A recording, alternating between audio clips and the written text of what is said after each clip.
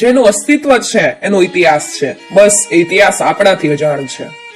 ગુજરાતનું કાયદાકી શાકાહારી નગર, જૈનોનું પહેલા નંબરનું પવિત્ર તીર્થ કે જેનું પ્રાચીન નામ પાદલિપ્તપુર છે, એ સ્થળ એટલે પાલીતાણા.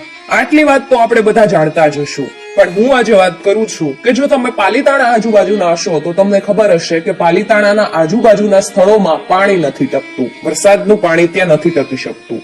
વૈજ્ઞાનિક કારણ ગમે તે હોય, પણ જો તમે લોકવાત સાંભળો તો પાણી ન ટકવાની બાબત સાથે એક સતીમાની વાત જોડાયેલી છે. આ સતીમા એટલે મોટાભાઈ ભરવાડના દીકરી રાજબાઈમાં.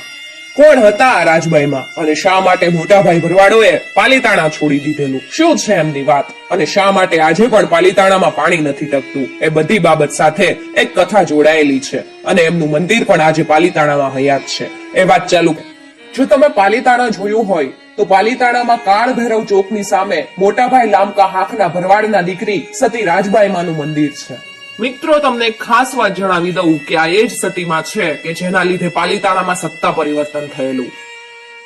કહેવાય છે 1719-20 ની આજુબાજુ આ વાત બનેલી છે અને એ સમયે પાલીતાણા ઉપર બાદશાહનું રાજ હતું અને બાદશાહો જે તે રાજ્યમાં એની નીચે સુબાઓ રાખતા અને એવો જ પાલીતાણાનો સુબો હતો ઇબ્રાહિમ ગોરી બેલમ.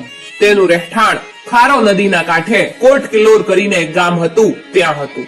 એકવાર સાંજે આ ઇબ્રાહિમ ગોરી બેલમ પોતાના રાજ્યમાં પાછો જતો હતો ત્યારે એનું ધ્યાન નદી કાંઠે ગયું અને નદી કાંઠા ઉપર એણે એક રૂપના અંબાર સમી એક ભરવાડણી યુવતીને જોઈ. એનું રૂપ અને તેજ જોઈ એની આંખો અંજાઈ ગઈ. એ ત્યાં ને ત્યાં મોહી પડ્યો.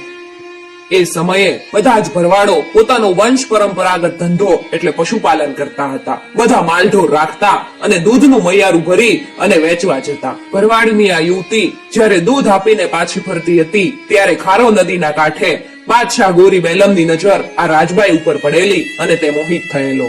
ગોરી બેલમે પોતાના સૈનિકોને નેહડે સંદેશો લઈને મોકલ્યા કે ઈ ભરવાડોને કહેજો કે બાદશાહ ગોરી બેલમ જાન લઈને આવશે, તમે તૈયારી કરજો અને જે જોતું હોય એ રાજમાં આવીને લઈ જજો.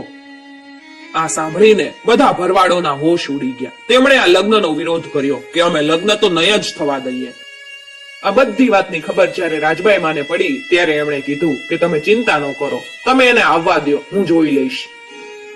અને એ દિવસ પણ આવી ગયો જ્યારે ઇબ્રાહિમ ગોરી જાન લઈને આવ્યો અને આબરૂનો સવાલ ઉઠ્યો એટલે બધા ભરવાડો ઉમટી પડ્યા અને હાકલા પડકારા કરવા લાગ્યા. જોતા જોતા તો બધું દ્રશ્ય યુદ્ધના મેદાન જેવું થઈ પડ્યું.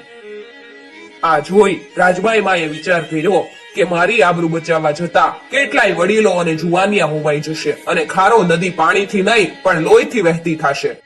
એમાં કેટલાય નિર્દોષ લોકો હોમાઈ જશે. એના કરતા હું જ મારો જીવ હોમી દઉં એમ કહી તેમણે વાળ છૂટા મૂક્યા અને માનવ સ્વરૂપ મૂકી ચંડી સ્વરૂપે પ્રગટ થયા અને એની બે આંખમાં ઉર્જા વહેવા લાગી. ચંડ અને મૂંડને મારવા સાક્ષાત ચામુંડા ઉતરી હોય એવું દ્રશ્ય સર્જાણું અને આટલી ઉર્જાને લીધે માના 10 આંગળીમાં દીવા પ્રગટ્યા. બધા નેહડા વાસીઓ અને ગોરી બેલમ જોતા જ રહી ગયા. નેહડાના લોકોએ રાજબાઈ માને ઘણી આજીજી કરી પણ રાજબાઈ માં બોલ્યા કે તમે બધા પાલીતાણા મૂકીને જતા રહ્યો ને આજ પછી પાલીતાણાનું પાણી પીતા પણ નહીં.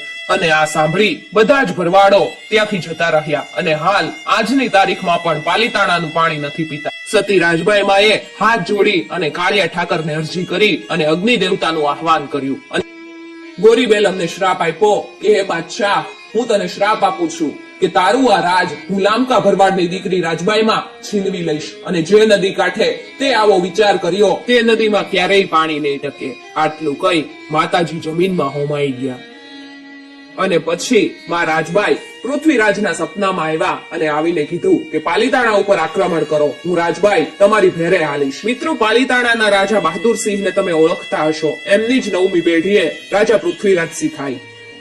રાજબાઈમાં સ્વપ્નમાં આવ્યા પછી પૃથ્વીરાજે સુબા ઉપર આક્રમણ કરવાનું વિચાર્યું. રાજબાઈમાં આપણી ભેરે છે તો પછી ચાલો આક્રમણ કરીએ જ.